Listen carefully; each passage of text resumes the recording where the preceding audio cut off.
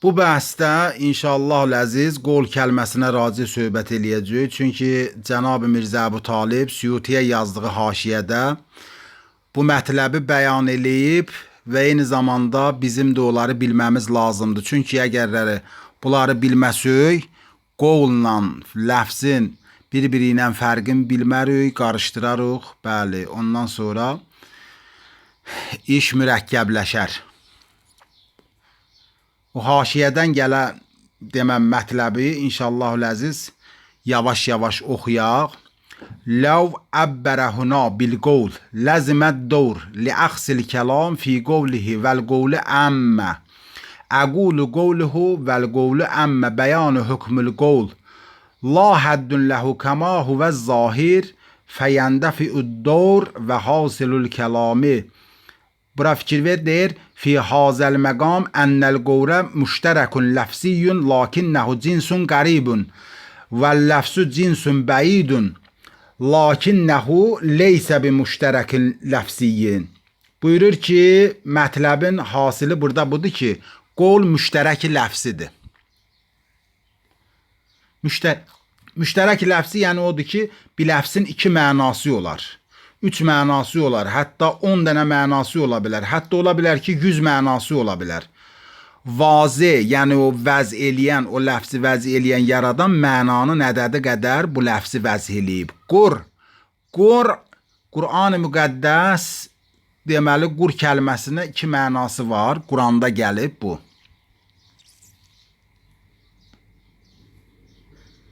Bir mənası qadının heyzi mənasındadır. Biri də qadının tohru ki, qadın heyzdən pak olur, o məniyə də gəlir.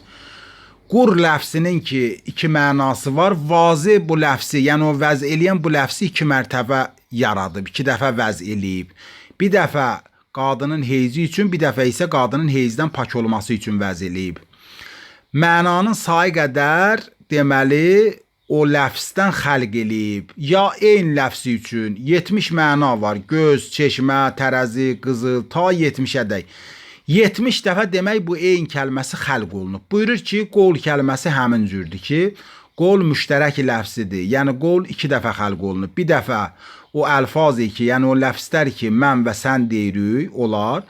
Bir dəfə də rəy və etiqad üçün düzəlib. Ki, o qəlbdədir, əmri batinidir, əmri mənəvidir. Rəy və etiqad elə bir şeydilər. Qahən görərsən adam öz əqidəsini büruz eləmir, zahirə çıxarmır. Lakin bu qol ki, müştərək ləfsidir, buyurur, lakin nəhu cinsun qaribun. Bu qol müştərək ləfsidir, lakin deyir, bu qol kəlməsi cinsi qəribdir. Cinsi qərib hünərdir. Bu onun hüsnüdür, bu onun gözəlliyidir. Amma ləfsi müştərək olması onun eybidir. Bu qovla aid xüsusiyyətdir. Və ləfsu cinsun bəyidun. Ləfs nədir? Ləfs isə deyir bəyid cinsdir. Cinsi bəyid olmaq eyibdir. Lakinnəhu leysə bi müştərəkin ləfsiyyin. Lakin deyir ləfs müştərək ləfsidir. Müştərək ləfsi olmamaq ləfsin hüsnüdür. Pəs kəlamına qovlun, bu qovlunun eybi nədir? Müştərək ləfsi olmaqdır. Əgər biz kəlamına qovlun desəydik, onda deməli qol üçün eyb yaranacaqdı. Eyb nə idi? Müştərək ləfsi olmaq. Hüsnü nədir? Gözəlliyi nədir? Cinsi qərib olması. Kəlamına ləfsündə eyb nədir? Cinsi bəyid olmaq. Ləfsin hüsnü isə ləfsi müştərək olmamasıdır. Deməli, ləfs müştərək ləfsidir, amma qol müştərək ləfsidir. Yəni, 2 dənə mənaya dəlalət eləyir. Cənab-ı İbn Malik əvvəlki kitabında qol kəlməsini gətirib. Deyib ki, kəlamına qovlun. Bəli, bunu deyib. Qolunun hünəri nədir? Gözəlliyi nədir? Cavab odur ki, o qolun eybinə etina eləməyib Cənab-ı İbn Malik. Eybi nə idi? Eybi müştərək ləfsi olması. Bu kitabda isə qolun deməyib. Dedi, kəlamına ləfsün. Bəs bu ləfsün kəlməsinin hansı hünərinə görə burada onu gətirdi? Cavab müştərək ləfsi olmamasıdır. Çünki müştərək ləfsi olanda əgər qovlun desəydi, mümkündür ki, tələbənin zehninə məsələn rəy və etiqad o mənası da gələrdi. Ləfsün kəlməsinin eybi isə cinsi bəyid olmasıdır, onun ziyanı yoxdur. Və istemalul müştərək ləfsi bit təarifi bila qərinətin dəliyyətin kadə ən yəkunə məibən. Müştərək ləfzinin deyə qərinə olmadan kəlamın təriflərdə istemal olması tərif üçün eybidir. Yəni müştərək ləfzini gətirəsən, tərifə daxil eləyəsən, bu gətirmək tərifə eyb gətirər. Məyub olar kəlam. Tərif daha doğrusu. İndi müştərək ləfzi hansı idi ki, eybi də ola? O qol idi. Bu qolu əgər tərifdə gətirsək, tərifin zayin çıxardacaq. Məyub eləyəcək, xarab eləyəcək. Və istemalul cinsil bəyid, yəni ləfzi deyir. Mənşəun li ədəmi vəfait tərif bi tamami həqiqətil müərrəf. Amma deyir cinsi bəyidin, yəni ləfz kəlməsinin tərifdə gəlməsi, istemal olunması mənşəun, yəni səbəb olur. Müərrəf ki, o kəlamdır, o tərif olunan ki, kəlamdır, düzgün tanımayaq. Lakin eyb olmaqla müərrəfi eləyə bilərik, tanıyaq. Eyb olmasına rəğmən biz müərrəfi eləyə bilərik, tanıyaq. Eybin olmasının ziyanı yoxdur. Amma müərrəfi eləyə bilməsək tanıyaq, hansı zərərdir? Tanımasıq zərərdir.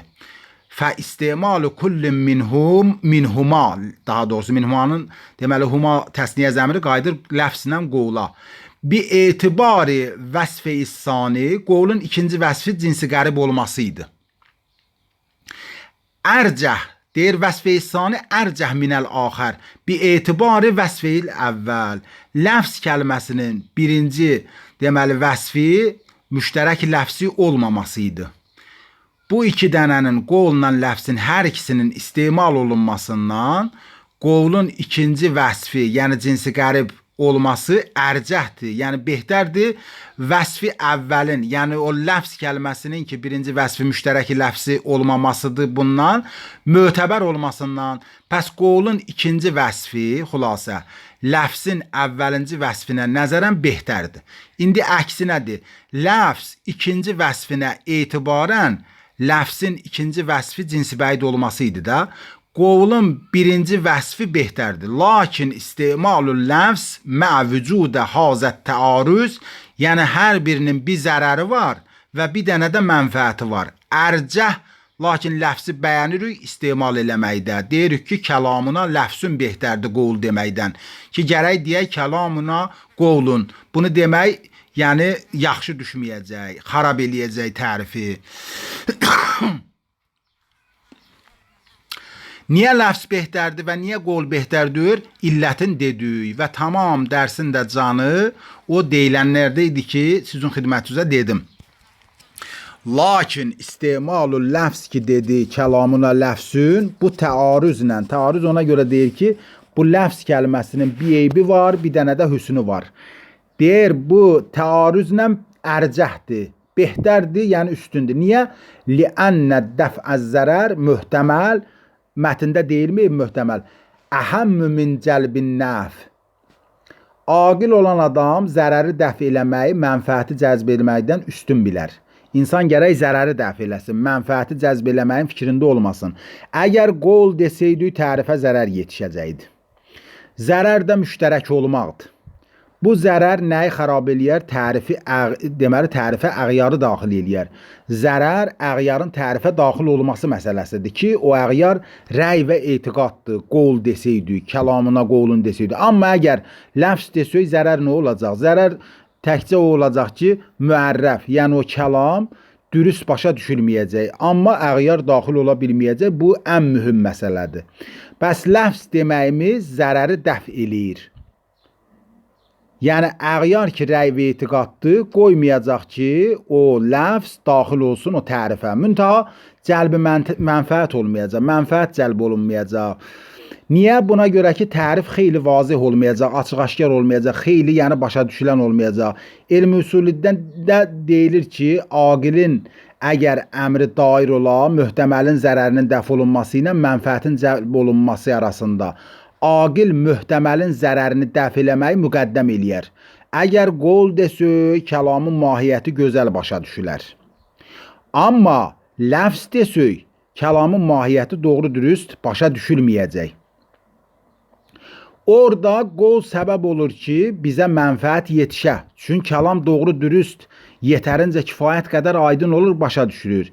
Çünki mahiyyət kəlam yaxşı başa düşülür. Xülasə ləfsi deməli üstün tutur və onu gətirir. Cənab Müsənnif İbn Malik xeyli kitab yazıb. Başqa kitablarında məsələn görmüşəm mən qovlun deyib. Axırda fikir eləyib ki, əcəb, mən ki qovlun dedim, tərifə zərər yetişdirdim. Çünki əğyar da tərifə daxil oldu. Söz yox ki, bu qovlun deməkdə mənfəət var. Mənfəət də odur ki, biz kəlamı yaxşı anlayırıq. Lakin bu mənfəətdən əl götürdü burada.